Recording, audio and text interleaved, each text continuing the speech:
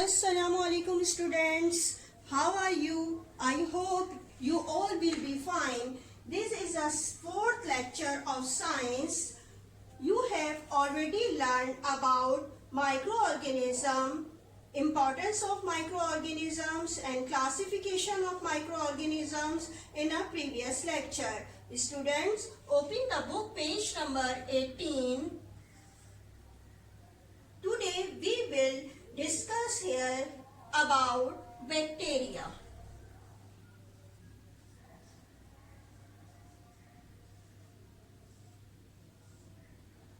Bacteria are the unicellular organism. Unicellular means they made up of only one cell. यानी कि bacteria क्या होते हैं, सिर्फ एक सेल से बने हुए होते हैं और ये माइक्रोस्कोपिक होते हैं.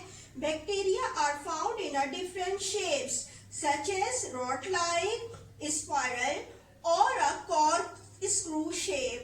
यानी कि क्या होते हैं, ये मुख्तलिफ शेप्स में होते हैं.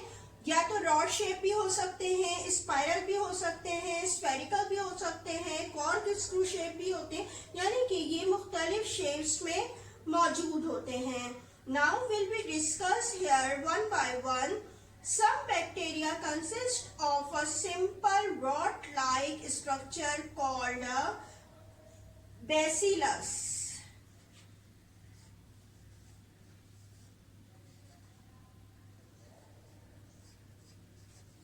यानी कि बैसिलस कैसे बैक्टीरिया होते हैं जो कि कैसे होते हैं, रॉड लाइक होते हैं. यानी कि उनका शेप कैसे होता है, रॉड लाइक होता है. यानी कि ये किस तरीके से, इस तरीके से बने हुए होंगे, रॉड लाइक स्ट्रक्चर होगा. Some bacteria consist of spherical shape called coccus. यानी कि कुछ बैक्टीरिया ऐसे होते हैं जो स्फेरिकल शेप में होते हैं और इनको क्या कहा जाता है, कोकस.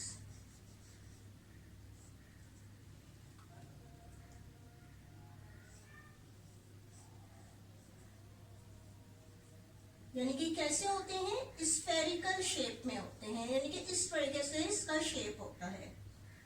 सम में बी स्पाइरल और कॉर्कस्क्रू शेप कॉल्ड स्पाइरिलम.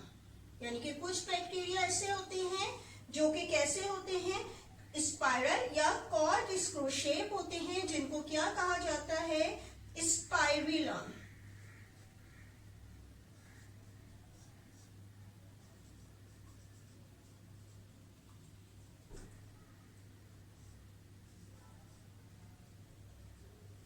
यानी कि ये स्पाइरल भी हो सकते हैं या फिर क्या होते हैं, कॉर्कस्क्रू शेप.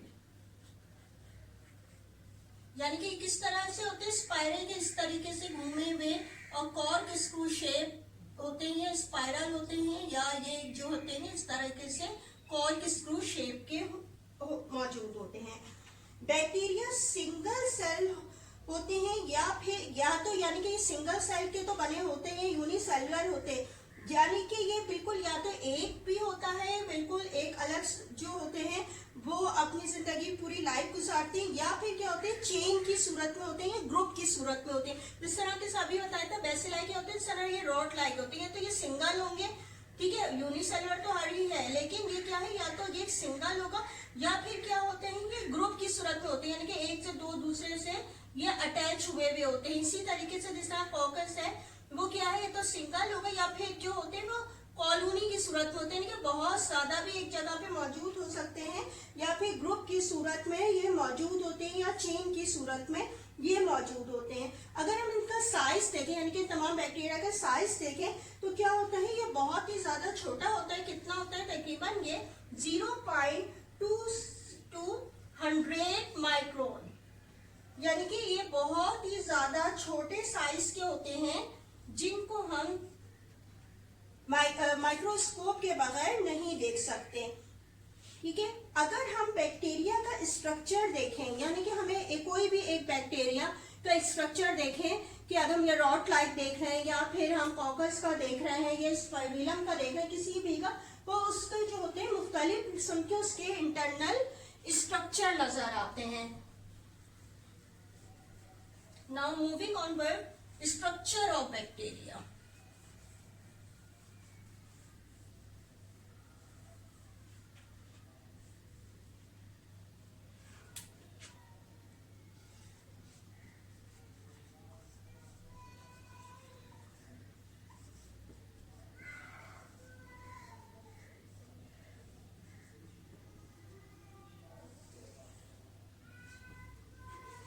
स्ट्रक्चर देखें जो आपकी बुक में भी आप देखिएगा, ये बनी हुई है आपकी डायग्राम पेज नंबर 18 पे, स्ट्रक्चर ऑफ बैक्टीरिया।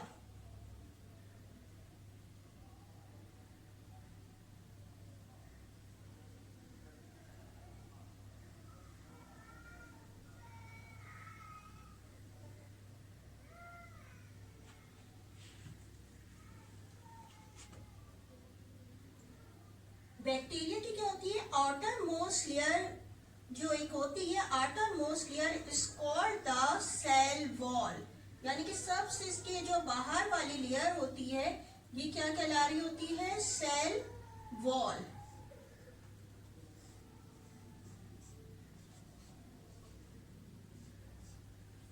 इसके बाद क्या होता है, इसके अंदर यानी कि सेल वॉल के बाद भी एक लेयर मौजूद होती है, किसमें, इस बैक्टीरिया में।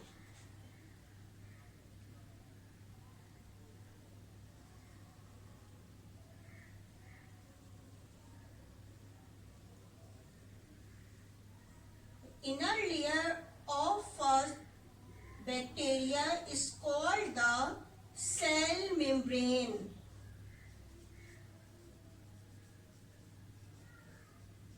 क्या कहते हैं इसको, सेल मेम्ब्रेन। यानी कि कोई भी बैक्टीरिया होती है इसकी दो लेयर्स होती हैं, जो आउटर मोस्ट होती है this is called the cell wall and inner most layer is called the cell membrane. इसके अलावा इसमें मजीद कुछ स्ट्रक्चर मौजूद होते हैं, जैसे कि आप डायग्राम में देख रहे होंगे। इसके अंदर कुछ थ्रेड लाइक स्ट्रक्चर मौजूद होते हैं, इस तरीके से एक नेटवर्क की सूरत में इसके अंदर कुछ थ्रेड लाइक स्ट्रक्चर मौजूद होते हैं, जिसको क्या कहा जाता है, इसको कहा जाता है क्रोमोसोम्स।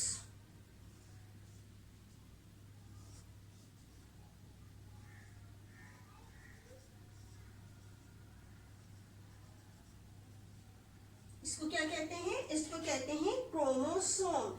इसके अलावा इसमें क्या होता है, जेली लाइक मटेरियल मौजूद होता है, यानी कि इसकी बॉडी की पूरे अंदर की सरफेस में जेली लाइक मटेरियल मौजूद होता है, जिसको क्या कहा जाता है, इसको कहा जाता है साइटोप्लाज्म।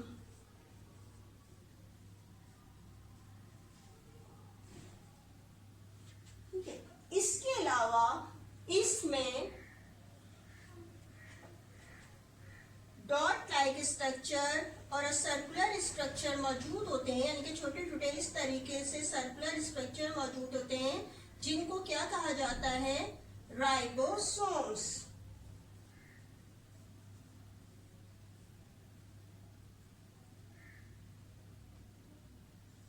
ये क्या काम करते हैं, they make the protein for a bacteria. ये क्या कर रहे होते हैं, प्रोटीन बनाने का काम करते हैं, किसके लिए, बैक्टीरिया के अलावा।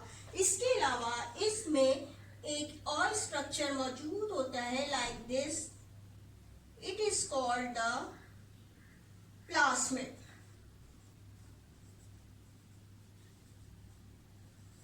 ये क्या होता है, ये दरअसल स्मॉल डीएनए मॉलिक्यूल है, यानी कि जो हेरिडिटी मटेरियल आपकी बॉडी में जो फंक्शन कर रहे हैं हेरिडिटी का, बिल्कुल इसी तरह इनमें भी ये फंक्शन हो रहा होता है।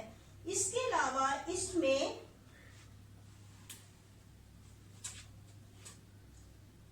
कुछ फाइबर लाइक स्ट्रक्चर मौजूद होते हैं, इस तरीके से कुछ फाइबर लाइक स्ट्रक्चर मौजूद होते हैं, जिसको क्या कहा जाता है, flagella.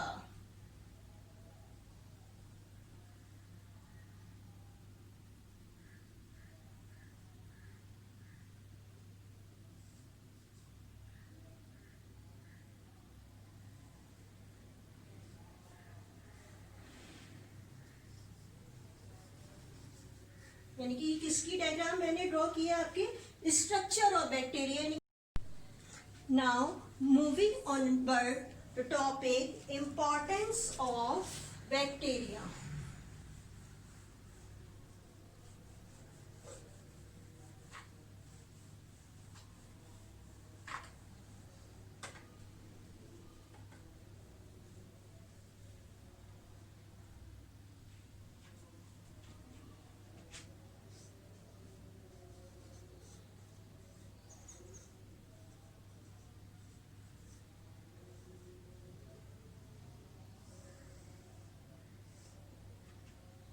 Importance of bacteria are divided into the two groups,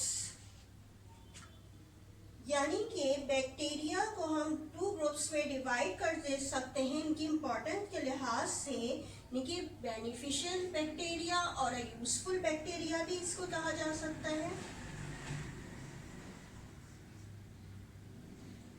और another group is called the harmful bacteria।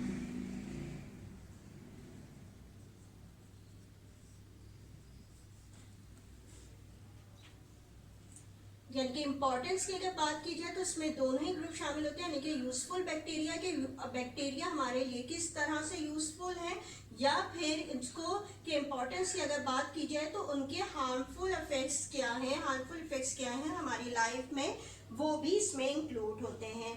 Now first we will explain useful effects of bacteria and then we will explain the harmful effects of bacteria. There are many bacteria which are highly useful to us. Number 1,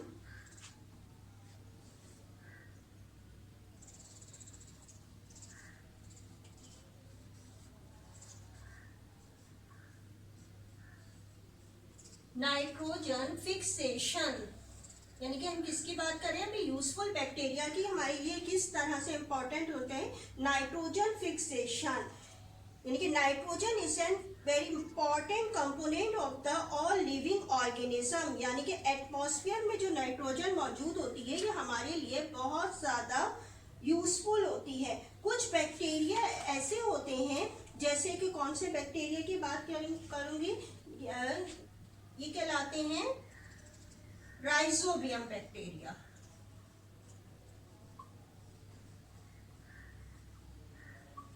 यानी कि rhizobium bacteria है, ये क्या होते हैं, ये legumes plant की roots में मौजूद होते हैं। अब ये लेग्यूम्स प्लांट्स कैसे होते हैं, कुछ प्लांट इनके जैसे कि पी प्लांट है, इनकी जो रूट्स होती हैं वो कैसी होती हैं, इस तरीके से होती हैं।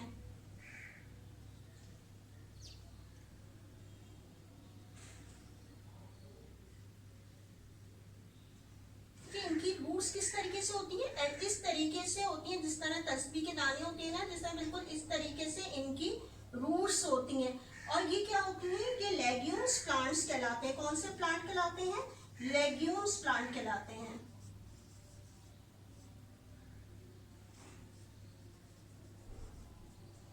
इनकी रूट्स में ये क्या होते हैं, ये राइजोबियम बैक्टीरिया मौजूद होते हैं। वो क्या करते हैं, यानी कि नाइट्रोजन जो एयर में एटमॉस्फेयर में मौजूद होती है फ्रीली, इसको क्या कर रहे होते हैं, ये कन्वर्ट कर देते हैं नाइट्रेट में, जो कि ये प्लांट की ग्रोथ के लिए जरूरी होते हैं और ये प्लांट की प्रोटीन बनाने के लिए इस्तेमाल होते हैं। इसकी जो साइकिल है, नाइट्रोजन एक साइकिल भी है जो कि आप आगे पढ़ेंगे, लेकिन यहाँ पे अभी इतना समझ लें कि ये क्या करते हैं, कुछ बैक्टीरिया ऐसे होते हैं जिनको, उस बैक्टीरिया का क्या नाम है, जो कि राइजोबियम बैक्टीरिया कहलाते हैं। ये लेग्यूम्स प्लांट जो होते हैं उनकी रूट्स में मौजूद होते हैं बैक्टीरिया, और ये क्या करते हैं, जो एटमॉस्फेयर में नाइट्रोजन मौजूद होती है, एटमॉस्फेयर में जो नाइट्रोजन मौजूद होती है, इसको क्या कर रहे होते हैं, ये कन्वर्ट कर रहे होते हैं, जो कि प्लांट की ग्रोथ के लिए जो है जरूरी होती है। यानी कि प्लांट की ग्रोथ के लिए एब्जॉर्ब करते हैं, उसको फिर नाइट्रेट में फॉर्म कर देते हैं, जो कि ये इस नाइट्रोजन को प्लांट अपनी प्रोटीन बनाने के लिए इस्तेमाल कर रहे होते हैं। अब सेकेंड यूज बैक्टीरिया का क्या है,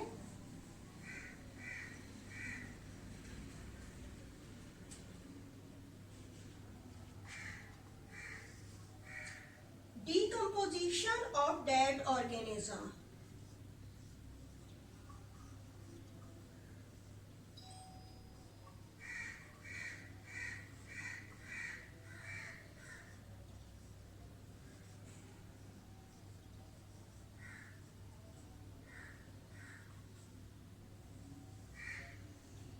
डिकम्पोजिशन ऑफ डेड ऑर्गेनिज्म, यानी कि बैक्टीरिया कार्बन की कंसंट्रेशन को मेंटेन रखते हैं। इस तरह के कुछ bacteria dead plants and animals को डिकम्पोज कर देते हैं, यानी कि उनकी डेथ के बाद जो होते हैं वो उनके मुख्तलिफ पार्ट्स को खा लेते हैं, ख़त्म कर देते हैं, और फिर इस तरह कार्बन को दोबारा इन्वायरमेंट में वापस आती है। कि इसके अलावा ये एनिमल्स और प्लांट की डेथ होने के बाद बैक्टीरिया क्या कर रहे होते हैं, डिकम्पोज करते हैं। ये क्या करते हैं, डिकम्पोज करते हैं, और जब वो डिकम्पोज यानी कि वो अपनी फूड के लिए इस्तेमाल कर रहे होते हैं, उसको जो है यानी कि एक तरह से गला रहे होते हैं, गला देते हैं, पूरे सड़ जाते हैं, पूरे ख़राब हो जाती है वो चीज़, वो क्या होती है, दोबारा ये सॉइल में शामिल हो जाते हैं। यानी कि ये पार्ट्स एनिमल्स और जो प्लांट के पार्ट्स के हिस्से हैं, डिकम्पोज होने के बाद ये सॉइल में दोबारा शामिल हो जाते हैं, और इस तरह एक डार्क लेयर सॉइल पर बन जाती है। और ये क्या होती है, ऑर्गेनिक मैटर होते हैं, जिनको क्या कहा जाता है, ह्यूमस कहा जाता है। यानी कि जिस तरीके से आप कोई कहीं भी जो है प्लांट को ग्रो करना होता है, मुख्तलिफ किस्म के फर्टिलाइजर डाले जा रहे होते हैं। ये ह्यूमस भी एक तरह का फर्टिलाइजर है, जो नेचुरली फर्टिलाइजर है, जो कि डिकम्पोज होने के बाद सॉइल को मिल रहा होता है, और इससे भी क्या होती है, प्लांट की ग्रोथ जो होती है बहुत ज्यादा अच्छी हो जाती है। अगर हम यूजफुलनेस की बात की जाए तो इसका थर्ड पॉइंट क्या होगा,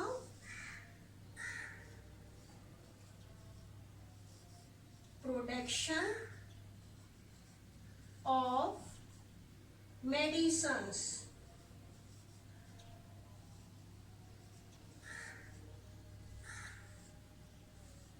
देखिए बैक्टीरिया कुछ स्पेशल मेडिसिन बनाते हैं, जैसे कि एंटीबायोटिक।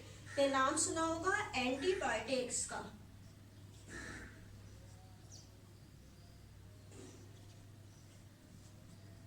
ये एंटीबायोटिक्स क्या होते हैं, जो कि किल कर देते हैं या स्टॉप कर देते हैं माइक्रो ऑर्गेनिज्म की ग्रोथ को। यानी कि ये एंटीबायोटिक्स का काम क्या होता है, जो कि किल कर देते हैं, खत्म कर देते हैं या स्टॉप कर देते हैं बिल्कुल माइक्रो ऑर्गेनिज्म की ग्रोथ को। तो इस तरह से ये कुछ ह्यूमन हार्मोन, यानी कि ये एंटीबायोटिक तो बना ही रहे होते हैं। कौन बना रहा होता है, यानी कि बैक्टीरिया के कुछ यूजफुल बैक्टीरिया ऐसे हैं जो कि एंटीबायोटिक बनाते हैं, जिनकी हमें जरूरत है। इसी तरह से ये ह्यूमन हार्मोन भी बनाते हैं को। इसी तरह ह्यूमन हार्मोन जो है वो क्या बना रहे होते हैं, insulin.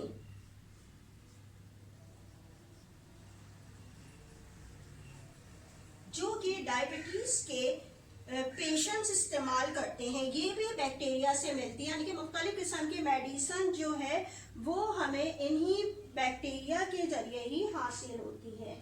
Number fourth point,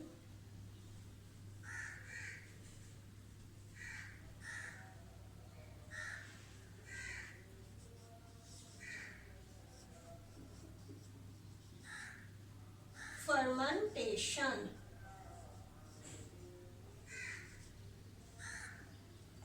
fermentation यानी कि बैक्टीरिया का ऐसा भी ग्रुप है जो क्या करते हैं कि मुख्तलिफ किस्म की फूड पर एक्ट करके वो हमें जो है मुख्तलिफ किस्म की फूड प्रोवाइड कर रहे होते हैं। यानी कि जिस तरीके से आपने सुना भी होगा कि ग्रेप्स होते हैं, ग्रेप्स की जो होती है पूरे इंडस्ट्रीज वगैरह में ये काम किया जा रहा होता है कि ग्रेप्स के ऊपर मुख्तलिफ माइक्रो ऑर्गेनिज्म का रिएक्शन करवाया जाता है, और इससे जो है हमें विनीगर हासिल होती है। विनीगर यानी कि सिरका बनाया जा रहा होता है, ये भी बैक्टीरिया ही से हमें मिल रहा है। इसके अलावा चीज is also manufacture by the action of bacteria on milk. इसके अलावा जो हमें चीज मिल रही है ये भी बैक्टीरिया ही के मैन्युफैक्चर से हमें हासिल हो रही होती है। Now students, open the book page number 18 and look at the activity number 3। यानी कि अपनी बुक का पेज नंबर 18 ओपन रखिए और और इसमें ये वाली जो एक्टिविटी है इसको देखिएगा, ये अब मैं एक्सप्लेन कर रही हूँ, प्रिपरेशन ऑफ कर्ड। यानी कि इसमें क्या बताया गया है कि आप जो है वो कर्ड को कैसे बना सकते हैं। यानी कि कर्ड क्या होता है, दही जिसको कहा जाता है, इसको आप कैसे बना सकते हैं। इसको करने के लिए, प्रिपेयर करने के लिए क्या कहा गया है, पहले आप मिल्क ले लें और इसको बॉईल कर लें अच्छी तरह, यानी कि बहुत ज़्यादा हॉट हो जाए, बॉईल हो जाए। उसके बाद आप क्या करें, यानी कि 15 to 20 मिनट्स के लिए इसको रख दें ठंडा होने के लिए। थोड़ा यानी ठंडा हो जाए, वार्म रहे, लेकिन बहुत ज़्यादा कूल नहीं हो जाना चाहिए, बहुत ज़्यादा ठंडा नहीं हो जाना चाहिए, वार्म रहे मिल्क को। फिर इसमें क्या किया जाता है, जो आपका कर्ड मौजूद है आपके पास पहले से, 1 टीस्पून यानी कि 1 टीस्पून कर्ड जो होता है वो लिया और ये जो आपका वार्म मिल्क था उसमें ऐड कर दिया जाता है। ठीक है, उसमें आपने डाल दिया और फिर क्या किया गया, इसको कवर करके रख दिया, इसको ढांक के रख दिया किसी भी ऐसी सरफेस पे जो गर्म जगह हो, उस वहाँ पे रख दिया गया। और इसके बाद क्या किया गया, इसको तकरीबन 6 to 8 आवर्स के लिए, यानी कि 6 to 8 आवर्स के लिए ऐसे ही रखा रहने दें। तो आप क्या होगा, उसके बाद जब आप देखेंगे तो क्या होगा, जो मिल्क जो होता है वो क्या हो जाता है, चेंज होकर कर्ड में चेंज हो चुका होता है। यानी कि मिल्क जो होता है वो क्या होता है, कर्ड में चेंज हो चुका होता है। ये जो थी, ये एक्टिविटी थी जो आपकी बुक में गिवन है। अब जो ये नेक्स्ट टॉपिक है वो इसी से ही रिलेटेड है, यानी कि नंबर 5 पॉइंट अगर हम बैक्टीरिया के यूजेस देखें तो उसमें role of bacteria in curd formation.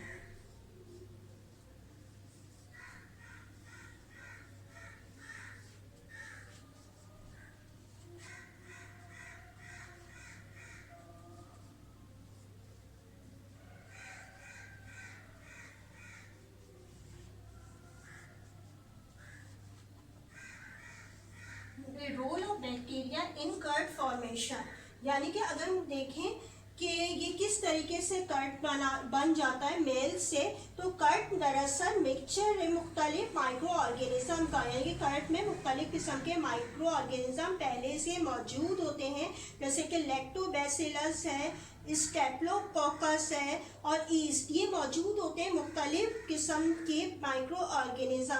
लेकिन इसमें से सबसे इम्पॉर्टेंट जो कि कर्ड बना रहा होता है वो कौन सा बैक्टीरिया होता है, जिसे कहते हैं लैक्टोबैसिलस।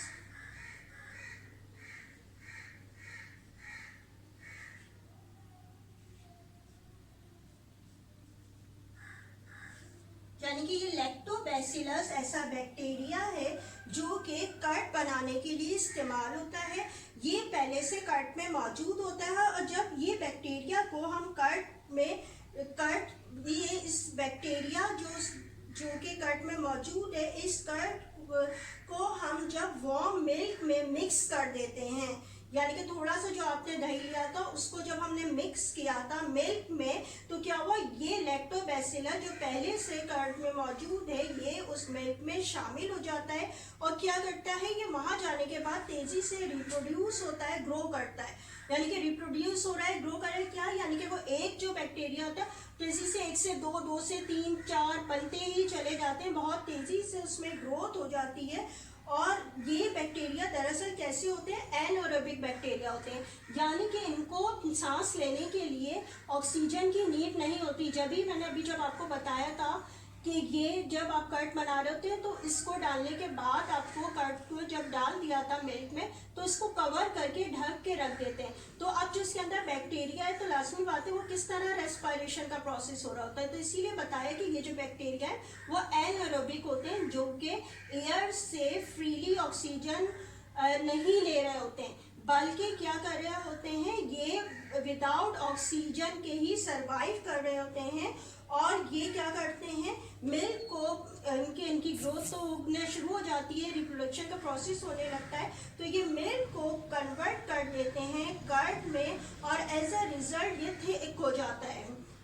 ठीक है, ये यानी कि मिल्क से जब कर्ड बनेगा तो ये क्या होगा, थिक हो जाता है और इसमें एसिडिक प्रोडक्ट बन जाती है और एक तरह की एक एसिडिक प्रोडक्ट बन जाती है। ये एसिड दरअसल कौन सा होता है, लैक्टिक एसिड होता है, यानी कि जो दही में मौजूद होता है वो कौन सा एसिड होता है, लैक्टिक एसिड होता है, कि जो कि दही में या कर्ड में फॉर्म हो जाता है। यानी कि ये जितने 5 पॉइंट्स मैंने आपको समझाए थे वो क्या बताए हैं, यूजफुल इफेक्ट्स ऑफ बैक्टीरिया, यानी कि बैक्टीरिया हमारे लिए किस तरह फायदेमंद है, इससे हम मुख्तलिफ क्या क्या चीज़ें हासिल कर सकते हैं। Now moving onward, harmful effects of bacteria. अब हम किसकी बात करेंगे, हार्मफुल इफेक्ट्स ऑफ बैक्टीरिया की।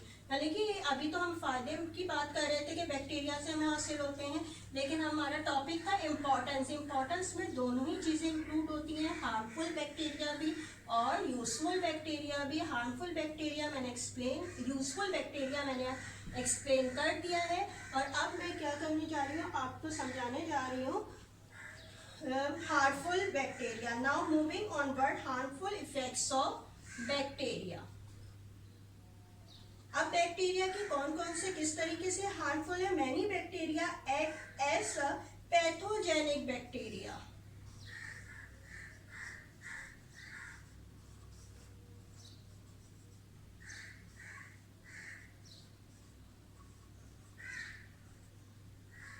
यानी कि हार्मफुल किस तरह से, ये पैथोजेनिक है। अब ये पैथोजेनिक क्या होते हैं, यानी कि ये मुख्तलिफ किस्म के कुछ बैक्टीरिया ऐसे हैं जो कि मुख्तलिफ किस्म की डिजीज कॉज करते हैं। ऐसे बैक्टीरिया जो कि मुख्तलिफ किस्म की डिजीज कॉज करते हैं, इनको क्या कहा जाता है, पैथोजेनिक बैक्टीरिया कहा जाता है। ये डिजीज जो कॉज कर रहे होते हैं ये ह्यूमन में भी होती है, कॉज करते हैं, प्लांट्स में भी और एनिमल्स में भी कर रहे होते हैं। लेकिन जो ह्यूमन में जो डिजीज कॉज करते हैं ये मुख्तलिफ किस्म की होती हैं, जैसे कि ट्यूबरक्लोसिस,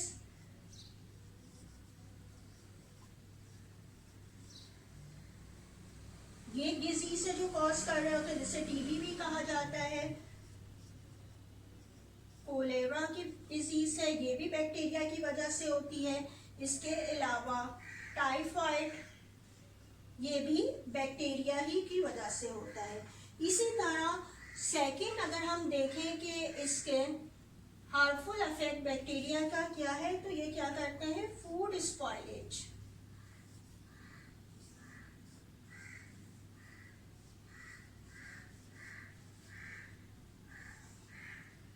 यानी कि बैक्टीरिया फूड में भी मौजूद होते हैं जो कि फूड को ख़राब कर रहे होते हैं। यानी कि कुछ बैक्टीरिया ऐसे होते हैं जो कि अगर फूड में चले जाएं तो वो जो होती है फूड मुकम्मल तौर पर ख़राब हो जाती है और खाने के काबिल नहीं रहती है। यानी कि यह भी मैंने आपको क्या बताया था है, हार्मफुल इफेक्ट ऑफ बैक्टीरिया कि यह पैथोजेनिक भी हो सकते हैं, यानी कि मुख्तलिफ किस्म के डिजीज़ भी कॉज करते हैं, और ये फूड भी ख़राब कर रहे होते हैं जो आप इस्तेमाल करते हैं। क्लास 8 अब क्या मैं आपको होमवर्क बताने जा रही हूँ। क्वेश्चन 5 तक आप पहले कर चुके हैं। क्वेश्चन नंबर 6 है draw and label a diagram of structure of bacteria also colour it. यानी कि आपने क्या करना है, स्ट्रक्चर ऑफ बैक्टीरिया जो आपकी बुक नंबर 18 में गिवन है पिक्चर, यह आपने डायग्राम ड्रॉ करनी है, लेबलिंग भी करना है, कलर भी कीजिएगा। स्ट्रक्चर ऑफ बैक्टीरिया ये आप कर लेंगे तो आपका क्वेश्चन नंबर 6 कंप्लीट हो जाएगा। इसके बाद देखिएगा क्वेश्चन नंबर 7 क्या है, explain useful and harmful effects of bacteria. अब क्वेश्चन नंबर 7 आपने कहाँ से करना है, बुक पेज नंबर 18 में ही दी गई है।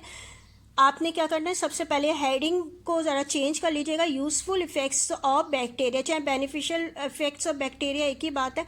आपने पहले यूज़फुल इफेक्ट्स ऑफ बैक्टीरिया की हेडिंग डाल दीजिएगा, सेंटर हेडिंग, फिर यहाँ से आपने देयर से लेकर देयर आर से लेकर टू अस तक।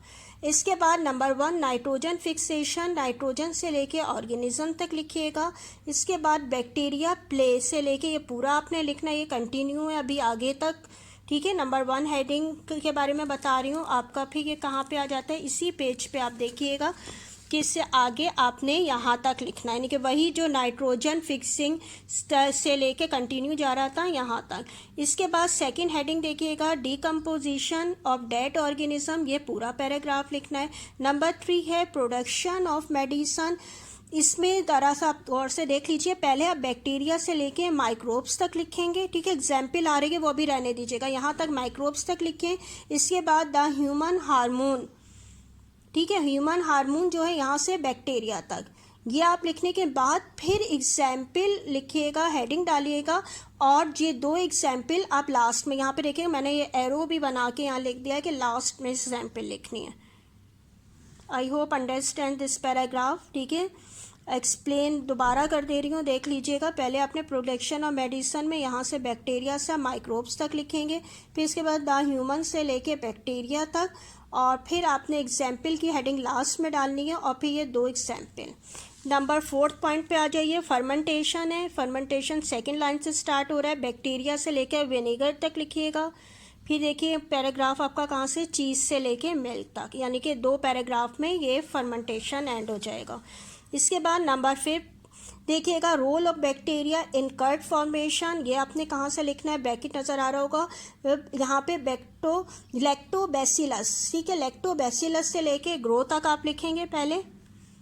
इसके बाद नेक्स्ट पेज नंबर 19 पे आ जाइए, एज अ रिजल्ट से लेकर मिल्क तक। तो ये आपका कंप्लीट हो जाएगा। कौन सा जो आप लिख रहे थे point, role of bacteria in curd formation का, ठीक है, ये कंप्लीट हो जाएगा आपका।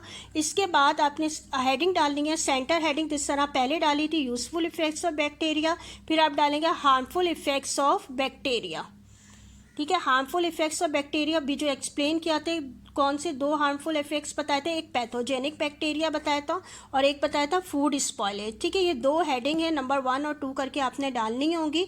आपने क्या करना होगा कि सबसे पहले आपने जो है हार्मफुल इफेक्ट्स ऑफ बैक्टीरिया में आपने पैथोजेनिक बैक्टीरिया की हेडिंग डाल दी आपने।